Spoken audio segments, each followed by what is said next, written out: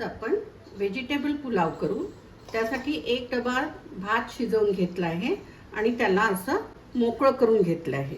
बारीक कापलेलं फुलगोबी, थोडीशी पत्ता गोबी, एक गाजर, एक कांदा, वाटीभर मटर, शिमला मिरची आणि 5 ते 6 हिरव्या मिरच्या 2 काप करून, 2 उकडलेले बटाटे बारीक चिरून, कोथिंबीर आणि आपल्याला यासाठी लागणार आहे थोडंसं बटर। आता आपण भाताला सुरुवात करू। कढईत 2 टेबलस्पून तेल घेतलं आहे। त्यात आपण मोहरी घालूया। मोहरी तडतडली की थोडं जिरं, हिरवी मिरची घालू।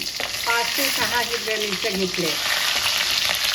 हिरवी मिरची घालू, मिरची जरा नंतर यात घालूया फुलगोबी।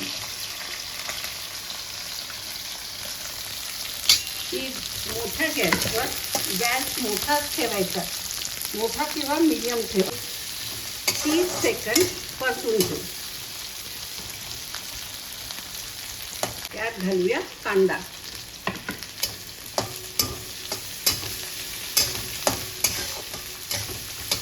कांदा नरम करायचा नाहीये आपल्याला, किंवा कोणतीही भाजी ही नरम व्हायला नको। शिमला मिर्च, पत्ता गोबी, गाजर आणि वाटाणे। फक्त फ्लेम बारीक करू नका, नाहीतर भाज्या गळून जातील।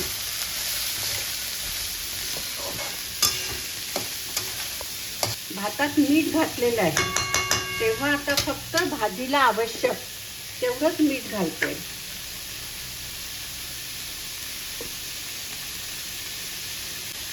भाज्या 1 ते 2 मिनिट जरा परतून घेऊया।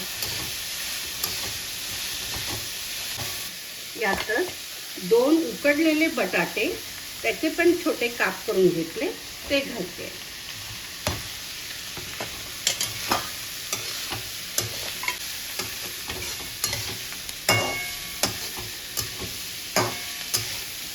यात आता 1 चमचा, 1 ते 1.5 चमचा भाताच्या क्वांटिटीनुसार थोडं बटर घालू आणि याला परत सॉर्टिंग करू।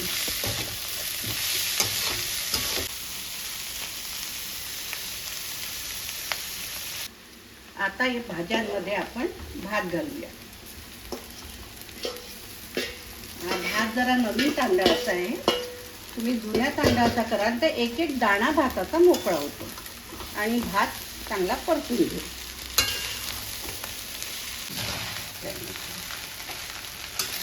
1 ते 2 मिनिट भात परतून झालाय। यात वरून थोडी कोथिंबीर घालू।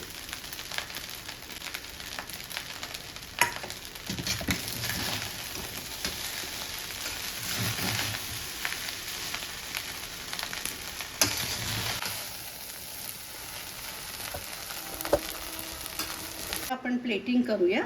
भातावर थोडी कोथिंबीर टाकते आहे आणि आपला व्हेजिटेबल पुलाव तयार आहे। मुलांना डब्यात देऊ शकता, नाश्त्यामध्ये उपम्याऐवजी खाऊ शकता। कोणी पाहुणे आले तर मसाले भात तर आपण नेहमीच करतो, कधी असा व्हेजिटेबल पुलाव पण करून पहा।